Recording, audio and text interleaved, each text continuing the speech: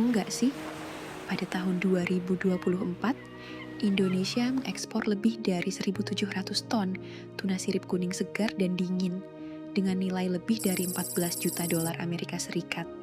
Namun setelah ditangkap, waktu dan suhu mulai memengaruhi kualitasnya. Bahkan, penelitian terhadap hampir 400 nelayan skala kecil di Jawa Timur menemukan rata-rata post-harvest fish loss sekitar Rp200.000 per hari. Masalahnya, suhu yang kita lihat sekarang belum menceritakan kondisi ikan secara utuh. Bayangkan ada dua kelompok tuna yang berada di suhu yang sama, 2 derajat Celcius. Kelihatannya sama, tetapi kelompok pertama ini selama perjalanan dingin, tetap 2 derajat Celcius. Sementara kelompok kedua mengalami sebuah kenaikan suhu yang nantinya kembali didinginkan.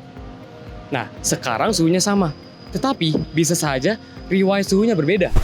Dampak suhu pada penurunan mutu seperti ini bersifat kumulatif, dan itu berarti penurunan mutu yang sudah terjadi karena kenaikan suhu ini belum tentu hilang begitu saja. Penelitian pada tuna sirip kuning menunjukkan bahwa suhu penyimpanan sangat memengaruhi perkiraan masa simpannya.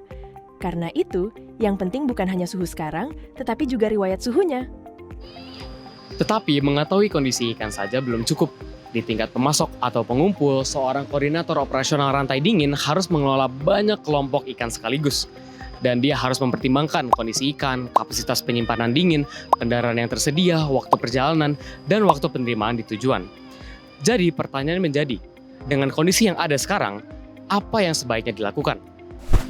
Untuk menjawab masalah tersebut, kami membuat SIRIP, Sistem Informasi Rantai Ikan dan Pemantauan. SIRIP menghubungkan pemantauan suhu, data operasional, dan kecerdasan buatan untuk membantu pengambilan keputusan rantai dingin. Pertama, sensor. ESP32 mencatat suhu secara berkala dan tetap menyimpan data saat koneksi terputus. Saat koneksi kembali, data disinkronkan dan digunakan untuk menghitung kondisi mutu. Kedua, aplikasi web. Di sini operator mengatur batch, sensor, cold storage, kendaraan, dan tujuan, sekaligus memantau kondisi operasi. Ketiga, WhatsApp. Operator dapat menerima peringatan, melaporkan perubahan kondisi, dan berinteraksi dengan SIRIP selama operasi berjalan.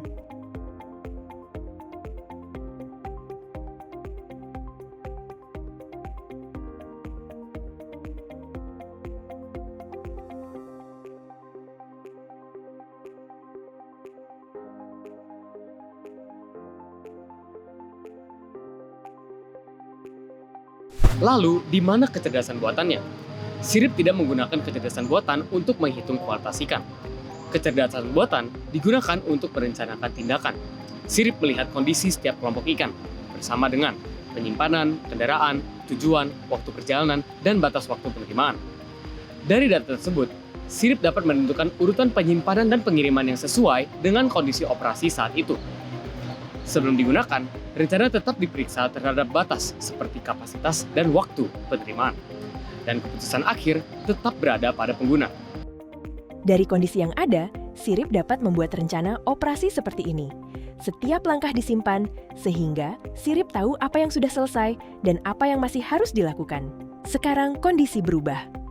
Truk yang seharusnya digunakan terlambat 90 menit. SIRIP memperbarui kondisi operasi dan mengevaluasi kembali rencana yang aktif. Jika perlu, AI membuat usulan baru hanya untuk langkah yang belum dilakukan.